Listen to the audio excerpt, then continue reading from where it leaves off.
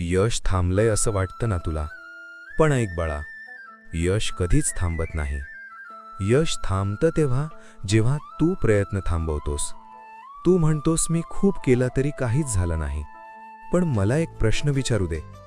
ज्या आईवडिलांनी तुझ्यासाठी आयुष्यभर कष्ट केले, ज्यांनी स्वतःच्या स्वप्नांवर पाणी सोडलं, ते कधी थांबले का? आजही ते देवापुढे एकच मागणं मागतात, माझ्या लेकराला यश मिळू दे, माझं मूल आनंदात राहू दे.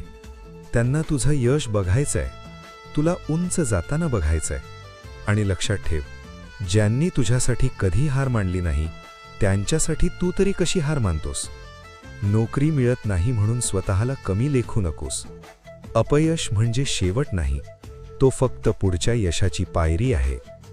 मी तुझ्या कष्टांचा हिशोब ठेवतो, एकही अश्रू वाया जात नाही. कधी कधी मी उशीर करतो, कारण जे देणार असतो ते टिकणारं असावं म्हणून. आज तू थकलेला आहेस, पण तू संपलेला नाहीस. आज वाट चुकली आहे, पण मंजिल हरवलेली नाही. एक पाऊल अजून टाक, फक्त एक. आई वडिलांच्या डोळ्यातल्या स्वप्नांसाठी आणि स्वतःसाठी. आणि जेव्हा वाटेल आता बस, तेव्हा माझं नाव घे, कारण तेव्हाच मी तुला उचलायला येतो. भिऊ नकोस, मी तुझ्या पाठीशी आहे. श्री स्वामी समर्थ.